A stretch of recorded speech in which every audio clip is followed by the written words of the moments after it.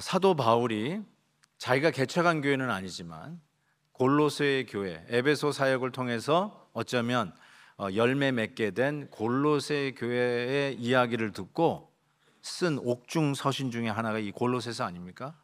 그리고 인사를 한 후에 지난번에 우리가 했듯이 처음으로 이 교회를 위해서 한 기도의 제목이 뭐였는가? 우리가 그걸 배웠어요.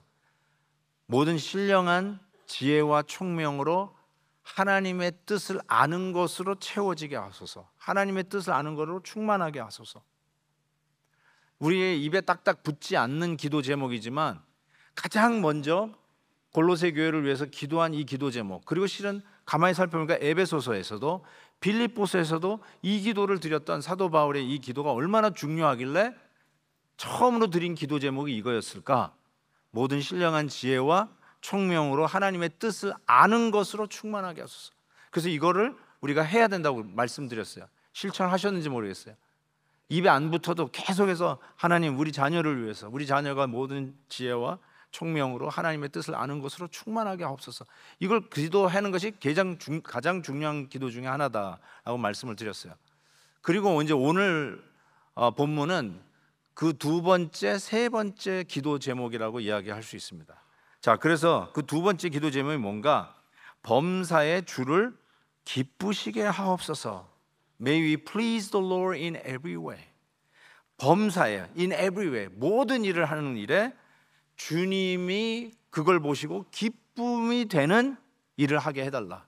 이게 두 번째 기도 제목이라고 할 수 있어요.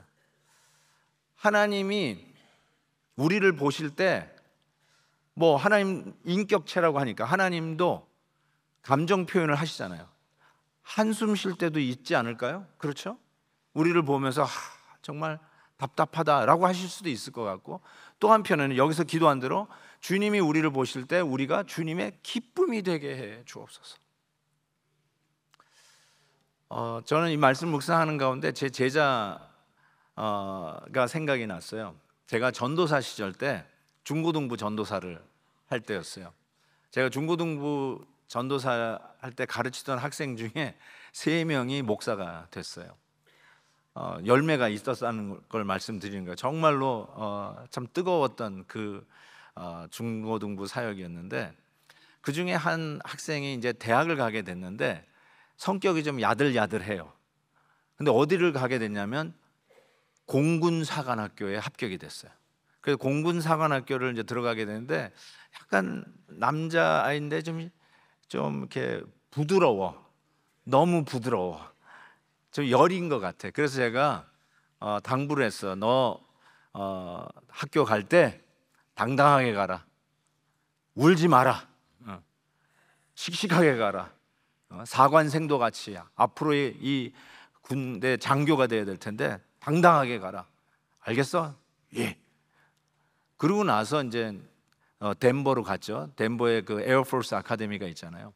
가고 나서 한 주인가 2주 후에 저한테 편지가 왔어요.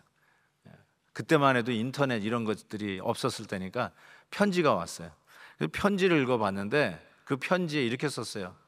전도사님 말대로 공항에 나와 있는 굿바이 하는 친구들 뒤도 안 돌아다보고 저는 울지 않고 들어갔습니다. 뒤 안 돌아봤다는 거예요. 그런데 딱 한 번 뒤돌아봤는데 그 뒤돌아본 것이 아빠가 자기 이름을 부를 때 딱 한 번 뒤돌아보고 눈물을 꿀꺽 삼키고 들어왔습니다. 전도사님 저 잘했죠? 하고 이렇게 왔어요. 제가 그 편지를 읽었을 때 그런 충격과 감회가 마치 어제 일같이 새로워지더라고요. 제가 갑자기 그냥 뭉클해지더라고요. 뭉클해져요. 하찮은 전도사의 말도 순종하겠다고 그 여리고 여린 그 학생이 꾹 참고 그 순종하려고 애쓰는 그 제자의 모습을 보고 제 마음이 뭉클하더라고요. 이 학생이 공군사관학교 나오고, 그리고 전도사님이 나왔다고 하는 신학교 자기도 가겠다 해서 신학교 가가지고 지금은 공군 군목으로 섬기고 있어요. 너무나.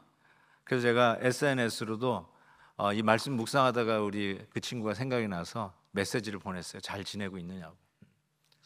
어쨌든 이 우리가 하나님의 말씀에 막 순종하려고 애를 쓰면, 항상 다 성공하는 건 아니겠지만 그래도 하나님의 말씀에 순종하려고 애를 쓰면 하나님이 이러시지 않을까? 야, 애쓰는구나, 감동받지 않을까? 이런 생각을 해보게 됩니다.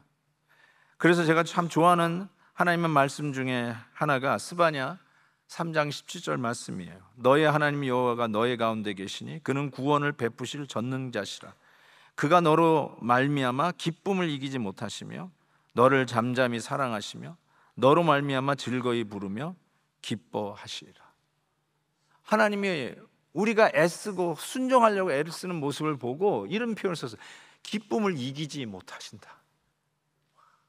한번 상상을 해보세요. 막 여러분들이 뭐 귀여운 눈에 넣어도 안 아픈 손주들 보면서 막 기쁨을 이기지 못하는 그런 할아버지 할머니의 모습이 있다면, 하나님이 우리를 보시는데 순종하려고 최선을 다하고 있는 우리들의 모습을 보고 감동을 라고 할까요? 막 기쁨을 이기지 못하신다라고 하는 것이죠.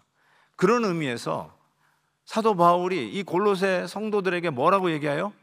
모든 일에 하나님이 여러분을 볼 때 하나님이 기쁨을 이기지 못하는 그와 같은 삶을 살도록 지금 기도하고 있다는 것이죠. 그래서 하나님의 이 이기지 못하시는 기쁨, 이 기쁨이 우리 사랑하는 성도들에게 넘치기를 바랍니다. 하나님이 여러분을 보고 한심스러워하는 게 아니라 여러분 보고 막 기쁨을 이기지 못해서 어쩔 줄 몰라 하시는 그 하나님의 기쁨이 흘러 넘쳐서 이 기쁨이 여러분의 에너지가 되고 능력이 되기를 진심으로 바랍니다.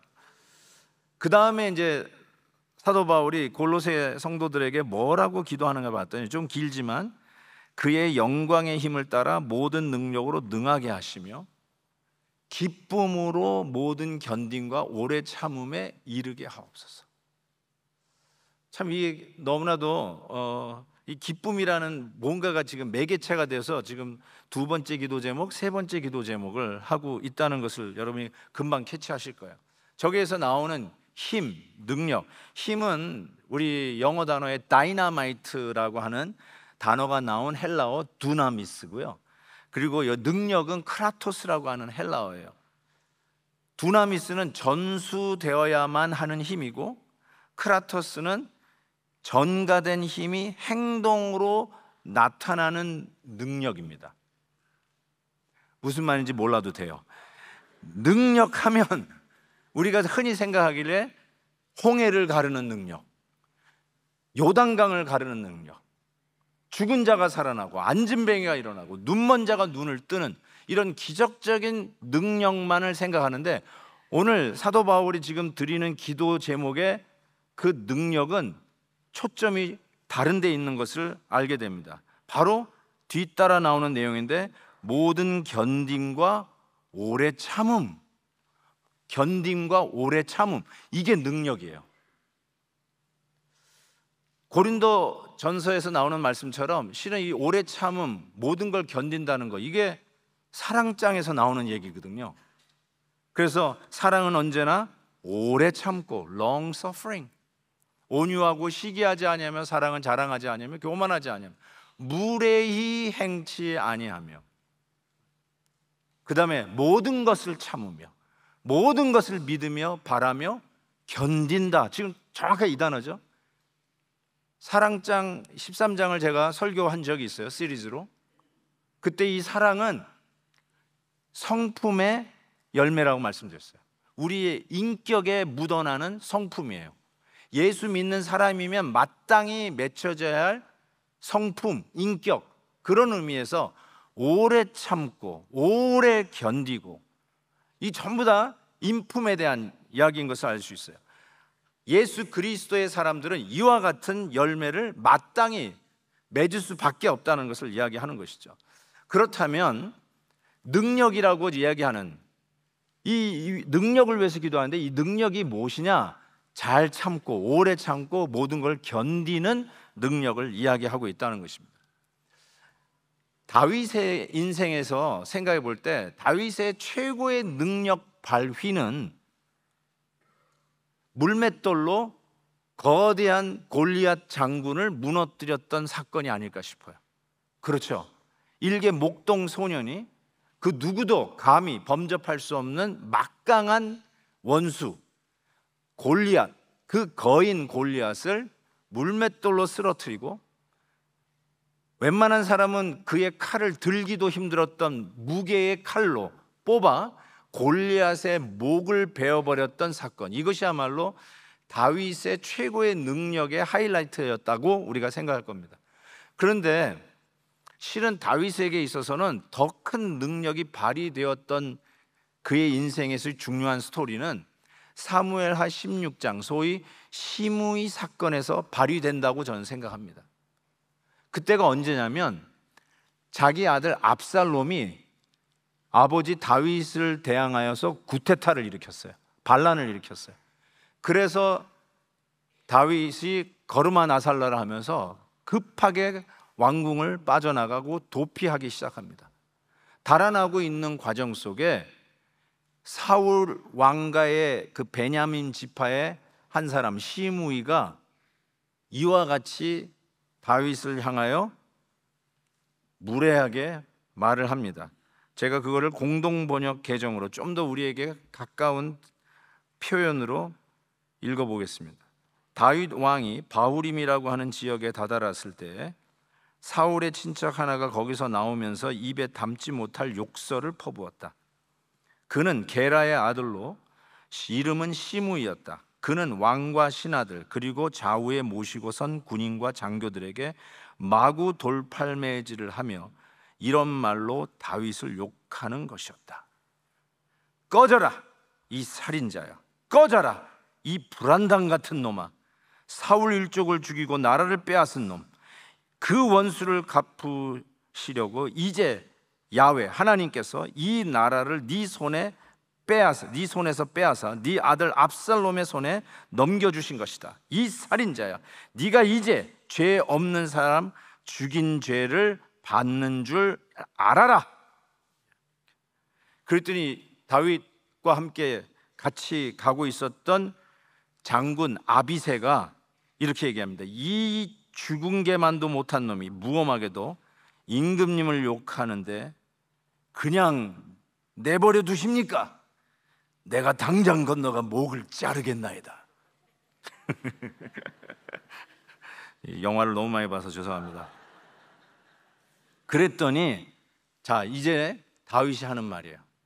다윗이 이렇게 얘기합니다. 11절에 보니까 다윗이 아비새와 자기의 모든 신하에게 말하였다. 이건 세 번역으로 말씀드립니다. 뭐라고 하냐면 다윗의 말이에요. 생각하여 보시오.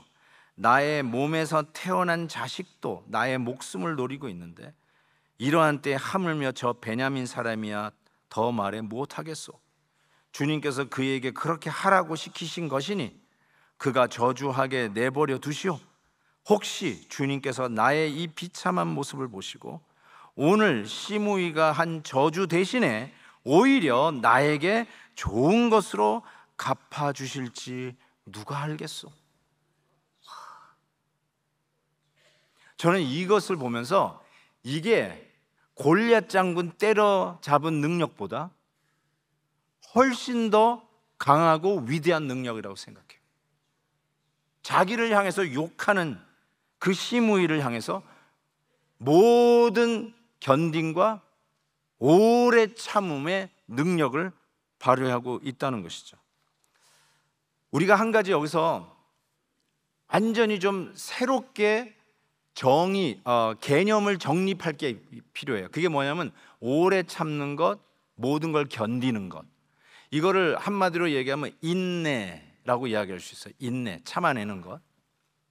근데 우리 동양적인 아니면 한국적인 개념의 인내는 굉장히 수동적이고 피동적이에요. 그냥 어쩌면 한증막에 들어가서 5분, 10분 견디기, 끙 하고 견디는 굉장히 소극적인 인내를 이야기할 수 있어요. 우리는 그냥 인내하면은 아무 일도 하지 않고 그냥 가만히 일을 꽉 어금니를 깨물더라도 꾹 이런 거, 이런 게 우리의 인내라고 하는 개념이라고 할 수 있어요. 그런데 제가 왜 다시 개념을 정립하자고 그러냐면 성경에서는 그런 인내가 없어요. 성경적 개념에는 그런 게 없어요. 오히려 말이 좀 이상할지 모르지만 적극적 인내라는 말이 맞아요. 능동적 인내가 맞는 말이에요. 예를 들게요. 히브리서 12장에 보면 이런 말씀이 있어요. 우리에게 구름같이 둘러싼 허다한 증인들이 있으니 모든 무거운 것과 얽매이기 쉬운 죄를 벗어버리고, 잘 보세요, 인내로서, 인내, 우리 앞에 당한 경주를 하라고 했어요. 경주, 마라토너, 100m 달리기, 400m 달리기, 한번 달리는 육상 선수를 생각해 보세요. 거기에 무슨 하는 게 뭐가 어디, 거기에 무슨 그런 게 있어요. 피동적, 수동적 인내가 아니라 저거는 적극적 인내를 얘기합니다. 100m 달리는 선수가 최선을 다해서 팔을 휘젓고 스파이킹을 하듯이 최선을 다하는 적극적, 능동적 인내를 얘기해요. 마라토너들이 반환점을 돌아서 돌아올 때 제일 기운이 빠진다고 해요. 막 팔이 천근만근 된다고 합니다. 그럴 때 있는 힘을 다해서 다시 팔을 젓고 있는 힘을 다해서 한 발짝 뛰고 또 한 발짝을 뛰면서 달려가듯이 최선을 다하는 적극적인 인내, 그게 성경에서 얘기하는 인내예요. 오래 참음, 모든 걸 견뎌내는 것은 피동적이고 그냥 당하면 할 수 없이 당해야지, 이게 아니에요. 적극적으로, 능동적으로 참아내는 것, 그거를 성경적 인내의 컨셉이라고 생각하시면 되겠어요. 그래서 제가 드디어 이 말씀이 풀리기 시작하는데 뭐라고 얘기했냐면 13절에 이렇게 했어요. 기쁨으로 모든 견딘과 오래 참음에 이르게 해달라고 기도하잖아요. 기쁨으로 참는다, 기쁨으로 견딘다, 이게 동양적인 개념으로는 양립이 될 수 없는 개념이잖아요. 어쩔 수 없이 견뎌라, 할 수 없다, 네 팔자다, 인생이다 그러잖아요. 네 운명이다 이러잖아요. 우리는 네 팔자려니 해라, 그냥 끙 견디는 거 아니에요. 성경에서는 이렇게 얘기해요. 기쁨으로 견뎌라, 기쁨으로 참아라. 적극적인 걸 얘기해요. 드디어 이게 make sense 하기 시작했어요. 야, 기쁨으로 참는 거구나, 기쁨으로 견뎌내는 거구나. 할 수 없이 속절없이 스트레스 팍팍 받으면서 그렇게 참으려는 게 아니라 기쁨으로 견뎌내라 라고 하는 말씀이라는 것이 드디어 와닿기 시작했어요. 그리고 실질적으로 우리의 삶 속에 기쁨으로 참아내는 예가 있을까 생각했는데 한 가지가 떠올랐어요. 그게 뭐냐면 산모가 앞으로 태어날 생명을 생각하면서 그 끔찍한 산고를 견뎌내요. 여기 아기 낳으셨던 엄마들 여기 계시잖아요. 아기 낳을 때 할 수 없이 속절없이 당하고야 말았구나 이러면서 애를 낳는 엄마가 아니라 새로 태어날 생명을 기대하면서 그 산고를 견뎌내는 거 아니에요. 산고를 인내하는 거 아닙니까? 제가 방금 광고하면서 드디어 우리 윤태경 집사님 가정에 하민이가 태어났어요. 오래 기도했어요. 저도 개인적으로 얼마나 오래 기도했는지 몰라요. 그러면서 목사님 기도해 주셔서 감사합니다 하면서 사진까지 보내오셨어요. 그런데 지난주에도 보니까 이렇게 막 섬기고 있어요. 그 카페 쪽에서 섬기고 있더라고요. 그 큐티인 그 판매하는 데서. 근데 어쨌든 제가 이렇게 만나서 내가 그래서 아직도 안 나왔네 그랬어요. 그러니까 이게 애가 돌아서 가지고 이제는 나올 준비를 하고 있어서 지난주쯤에 나올까 싶어갔는데 아직도 안 나와가지고 교회 나온 거예요. 그런데 목사님 저 너무 아파요. 그래서 왜 아픈가 그랬더니 목사님 제가 이 와중에 대상포진에 걸렸다는 거예요. 아이고, 대상포진에 걸렸는데 약을 먹어야 되잖아요. 되게 그 뭐라 그러죠? 엔티바이오틱을 먹어야 되잖아요. 근데 아기가 있으니까 그런 것도 못 먹고 그냥 그대로 다 견디는 거야. 그런데 기쁘게 참아내는 거예요. 왜요? 내 생명이 있으니까. 생명이 태어날 이 기대심에 이걸 참아내는 거예요. 기쁨으로 오래 참고 기쁨으로 모든 걸 견디는 게 실질적으로 우리의 삶 속에 있구나. 새 생명이 태어나는 것을 생각하니까 참아낼 수 있는 거예요. 기쁘게. 그런데 이것이 정확하게 우리 주님도 기쁘게 십자가의 고난을 견디셨다라고 히브리서 12장 2절에 이렇게 말씀하고 있어요. 믿음의 주요 또 온전케 하신 예수를 바라보자. 그는 그 앞에 있는 즐거움을 위하여 십자가를 참아서 기쁘게 십자가를 참아내셨다라고 말씀하고 있는 거예요. 아, 우리가 어떠한 어려움이 있고 어떠한 힘든 일이 있어도 앞에 있는 새 생명의 탄생을 위해서, 어쩌면 우리 예수님께서 오늘도 참고 있는 이유는 저와 여러분이 그리스도 안에서 새롭게 태어나고 이 놀라운 하늘나라 백성의 영광을 누리는 그 기쁨을 내다보면서 참아내고 계시는 것이 아닐까.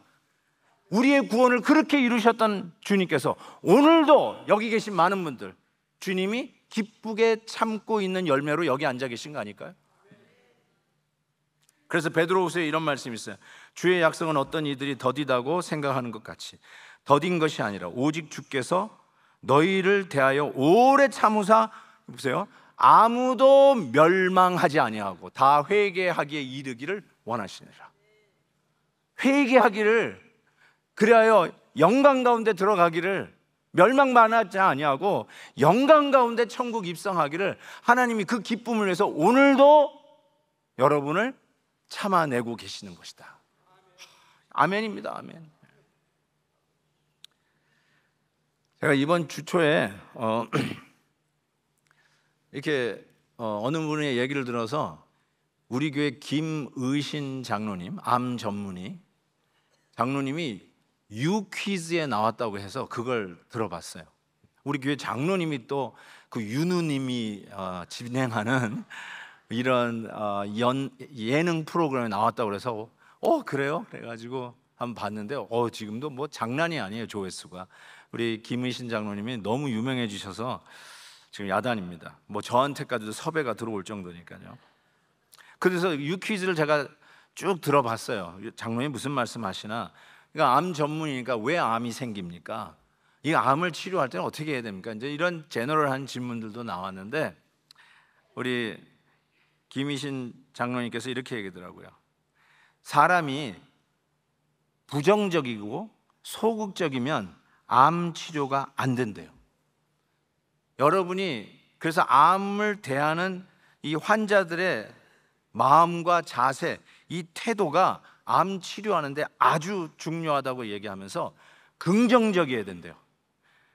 그렇게 하면은 엔돌핀보다 4,000배나 더 강한 호르몬 다이돌핀이 분비돼서 초인간적인 기적적인 결과를 가져올 수 있다고 이미 검증이 되었고 조사가 되었다라고 이야기하면서 이렇게 얘기했어요.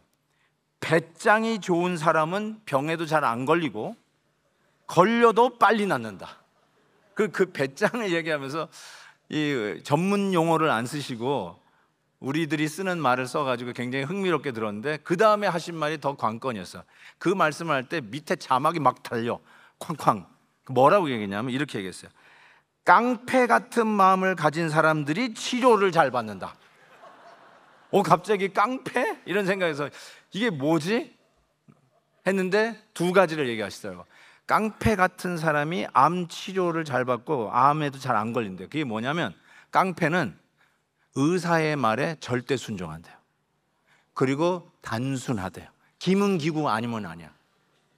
그런 사람이 암에도 잘 안 걸리고 걸려도 암을 치료하는 확률이 크다. 딱 얘기하는 거예요. 맞아, 이렇게 해야 돼. 이렇게 해야 돼. 긍정적이어야 돼요. 긍정적이어야 돼요. 적극적이어야 돼요. 제가 그 관심 있게 이렇게 보는 분이 이경규 코미디언 개그맨이에요. 저보다 뭐 두세 살 많으신 분 같은데 어쨌든 지금까지도 옛날에 그 몰래 카메라로 굉장히 유명했던 개그맨인데 지금도 예능계의 정상을 지키고 있는 분입니다. 뭐 공황장애도 있었고 관상동맥이 막혀서 심장에 스텐트도 집어넣고 그런데도 곧바로 방송으로 복귀했던 아주 근성 있는 이 예능 전문가라고 얘기할 수 있어요. 아니나 다를까 2년 전에는 모 방송국의 연예대상 공로상까지 받았어요. 그때 그가 소감을, 이 수상 소감을 얘기했던 게 인상적입니다. 뭐라고 얘기하냐면 그는 박수 칠 때 떠나지 않겠다, 끝까지 살아남겠다라고 얘기했던 것이 기억에 남아요. 제가 왜 이경규 씨 얘기를 하냐면 이분의 책이 나왔어요. 에세이집이 나왔는데 그 에세이집 책의 타이틀이 삶이라는 완벽한 농담이라고 했어요. 제가 이 책을 오다해서 지금 오고 있는데요. 그 아카이브 여러 가지 이제 책에 대한 서평이며 이런 걸 나오는데 그 중에 제가 이걸 사겠다고 결정했던 게 뭐냐면 이분이 무슨 얘기를 하냐면 제 생각에 이건 명언이라고 저는 생각해요. 뭐라고 얘기하냐면 잘해서 오래 하는 게 아니다. 지금 자기가 잘하기 때문에 지금까지도 60이 훨씬 넘은 나이에도 지금 이 예능계의 정상을 달리고 있는 게 아니라는 이런 얘기겠죠. 에둘러서 얘기하는데 잘해서 오래 하는 게 아니라 오래 하는 사람이 잘하는 것이다. 이 명언이에요. 내가 보기에 제가 이거를 그래서 패러디해서 우리 믿음의 영역으로 가져왔어요. 이렇게 얘기해 보겠어요. 믿음이 좋아서 오래 참는 게 아니라 오래 참다 보니 믿음이 좋아진 것이다. 이거 make sense 하죠? 이 이야기를 한 그 에세이집 책 제목이 뭐냐면요, 삶이라는 완벽한 농담. 자기의 삶을 완벽한 농담이라고 이렇게 적어놨어요. 처음에는 의아했어요. 이게 무슨 말이지? 삶을 그냥 대충대충 농담으로 자기가 개그맨이니까 개그처럼 살라라는 뜻인가? 그게 아니라 우리의 삶 속에 프레셔도 오고 재난이 오고 어려움이 오고 스트레스가 오고 반대가 있고 공격이 있다 할지라도 그걸 어떻게 하라고요? 긍정적으로 오래 참으라.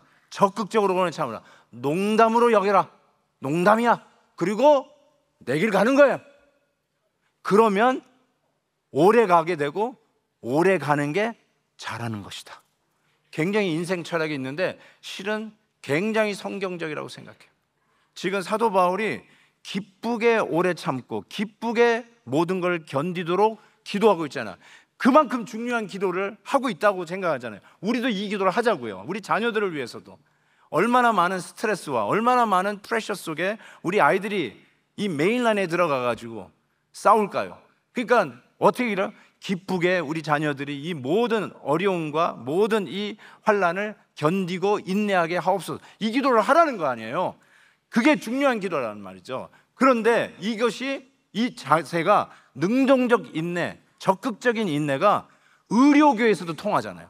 우리 김희신 박사님이 그 얘기하고 있잖아요. 그리고 개그계에서도 통하잖아요. 연예계에서도 통하잖아요. 오래 하는 게 실력이다.